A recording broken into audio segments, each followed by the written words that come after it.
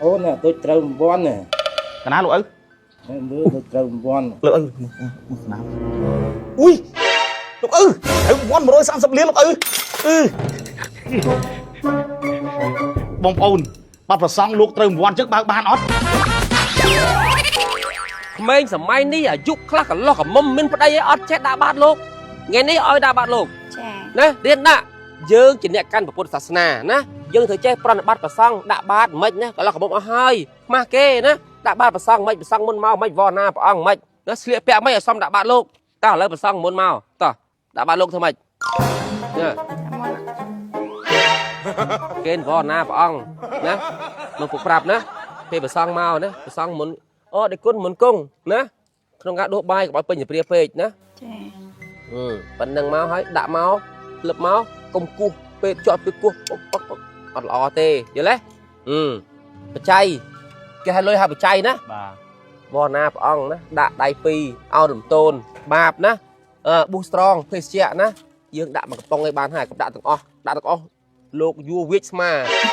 ខ្ញុំឃើញវីដេអូពីណាគេលេងប្រកេនដងលោកពីរធ្លាយលោករែកឡើងចង់អាយ៉ាកលៀនលោកបាបវិញដាក់ប៉ុងបានហើយអូខេបងប្អូនដាក់ស្នុកដាក់ស្នូវរណាដេគុណវរណាមុនគង់មកហៅមកមិនហៅទេមុនបងដាក់បាតបងមុនគង់បងបាយគុំព្រះអង្គនេះប៉ាអពុកយុអើយពុកយុបងពុកយុកាន់បើកាន់តោះបាយគុំព្រះអង្គបាយគុំលុតជង្គង់លុតជង្គង់ក្រាប់ពះ3ដងមួយអូយតបរៀនក្មេងសម័យឥឡូវនេះដាក់បាតព្រះអង្គណានេះកាន់តោះដាក់បាតមុនតោះកុំដាក់បាតដាក់បាយមុននេះអត់អុយដាក់ឲ្យចូលវិញមិនកើតកុំមើលកុំតិចពេកពាក់ដើរព្រាមមកកូនកូនទាំងវ័យមើលពុកប្រាប់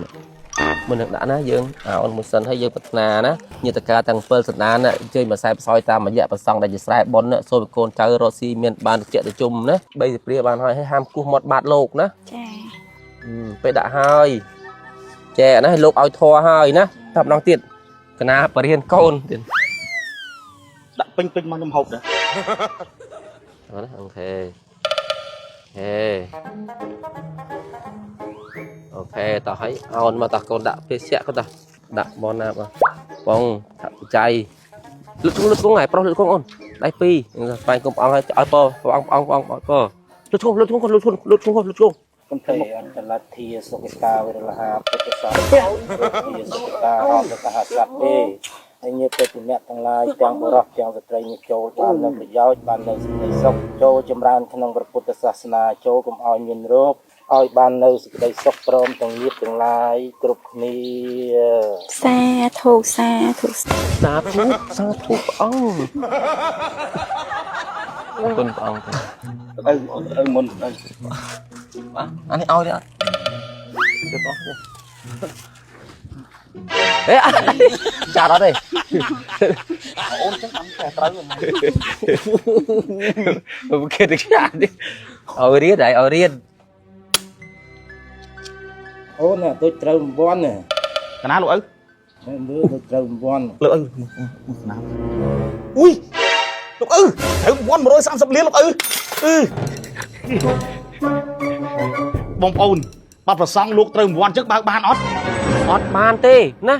ខ្ញុំគិតថាប្រសងមិនអាចទទួលយក1វ៉ាន់ជាលុយជាកាក់លៀបសក្ការៈចឹងបានទេព្រោះអីប្រសងកាន់សិលមានគិតថាប្រសងត្រូវតែទទួលយកបានអារឿងហ្នឹងផ្សេងអារឿងដូចថាព្រះអង្គគាស់ហ្នឹងគឺជាសិទ្ធិរបស់ព្រះអង្គហើយកម្មសិទ្ធិរបស់ព្រះអង្គជាអ្នកគាស់អញ្ចឹងព្រះអង្គត្រូវតែបានអត់ខ្ញុំគិតថាអត់ទេតែកាលណាលៀបសក្ការៈទៅជារឿងមួយផ្សេងខ្ញុំគិតថាព្រះអង្គមានសិលលោកប្រសងមិនអាចទទួលរង្វាន់ហ្នឹងបានទេខ្ញុំគិតថាមិនអាចទេមិនក៏មិនអាចលោកឆាន់ភេសជ្ជៈធម្មតាហើយលោកគាស់មកត្រូវរង្វាន់មិនបានរង្វាន់របស់លោកសួរបងប្អូនវិញបងប្អូនទាំងអស់គ្នាបើសិនជាប្រសងលោកឆាន់ប៊ូស្រងហើយលោកគាស់ត្រូវរង្វាន់140លានតើប្រសងអាចបើករង្វាន់ហ្នឹងបានអត់